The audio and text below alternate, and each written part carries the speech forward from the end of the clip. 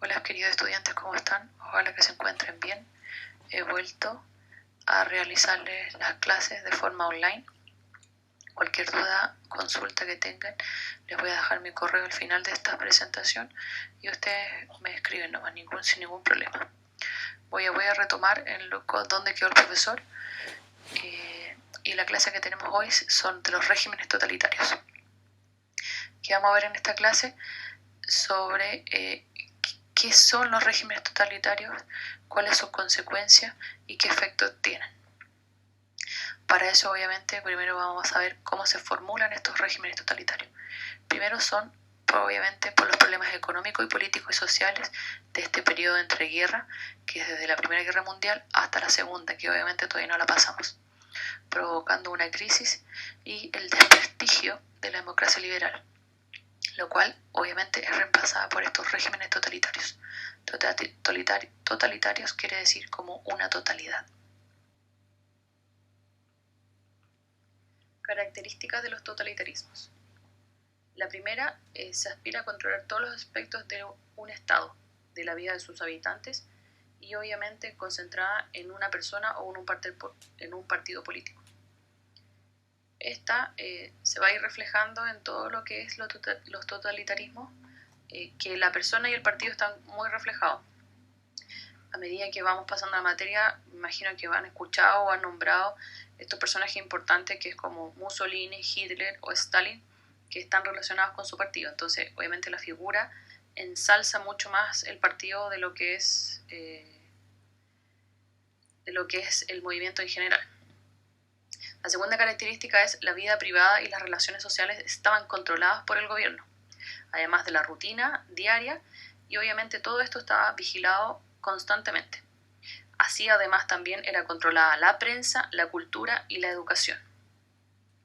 Era muy importante esta característica dentro de un totalitarismo para que se cumpliera. Además de eso, el uso de la fuerza. Este uso de la fuerza se utilizaba para perseguir a quienes se consideraban como criminales, enemigos de la nación.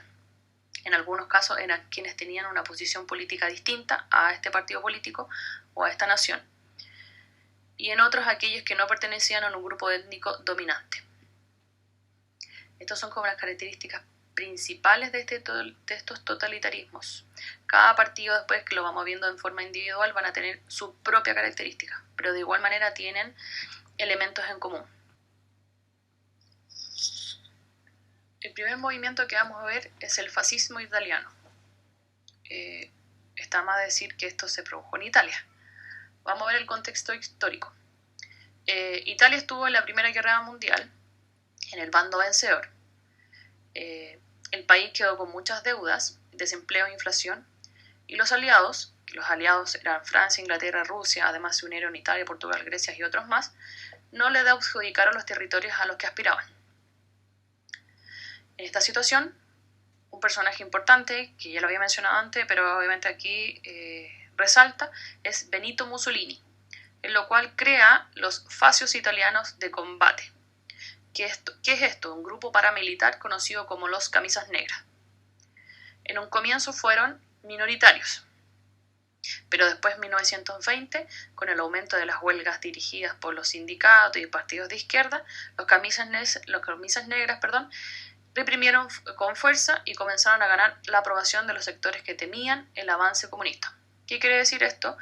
De que la gente o grupos o partidos políticos o grupos como de derecha no tenía como un temor a de que el avance comunismo llegara a otros sectores, tanto de Italia, Alemania, como en otros sectores de Europa.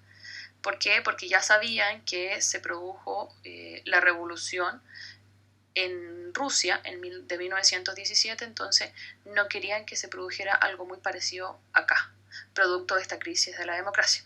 Entonces había ese temor con respecto a eso.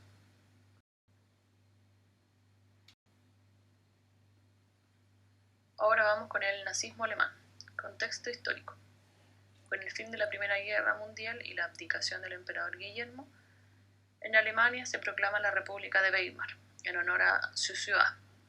Esta tuvo que firmar un tratado de Versalles dejando un fuerte sentimiento de humillación en la población alemana, además de la situación económica tras el conflicto de la guerra, además de pagar una indemnización, que es como una compensación. Sumado a todo esto, la crisis de 1929, el desempleo y el empobrecimiento de las clases populares y la clase media. Esta situación anterior fue aprovechada por el nazismo alemán, prometiendo al pueblo la recuperación de su orgullo y la prosperidad económica. ¿Qué pasa aquí? Se desarrolla el nazismo. En 1921, este personaje principal que les había mencionado antes, Adolf Hitler, quien es un ex cabo del ejército alemán, asumió el liderazgo del Partido Nacional Socialista Alemán, de los trabajadores o partido nazi. Él, como cabeza de este partido, en 1923 organiza un fallido golpe de Estado. Varios de sus líderes, junto con Hitler, fueron encarcelados. Hitler, estando en la cárcel, en su inspiración escribe Mein Kampf, que quiere decir mi lucha, donde en este libro desarrolla las ideas centrales del nazismo. Características de la ideología nazi. Estado totalitario liderada por el Führer o conductor o líder alemán. Política nacionalista y expansionista. Se desarrollaron el belicismo y el expansionismo territorial, que conducía a la defensa del espacio vital alemán y el anticomunista, que es como un espacio propio, libre de todo lo que no fuera alemán, ario y puro. Adoctrinamiento y propaganda. Defendían el racismo y la idea de la superioridad étnica de la raza aria, que debía imponerse sobre los demás para ello era necesario hacer una limpieza racial, cuyas principales víctimas fueron judíos y gitanos. Dentro de todas las ideologías que tenían estos nazis, era que su raza era la óptima, pura, y había que hacer, entre comillas, dentro de lo que era Alemania, hacer una limpieza racial.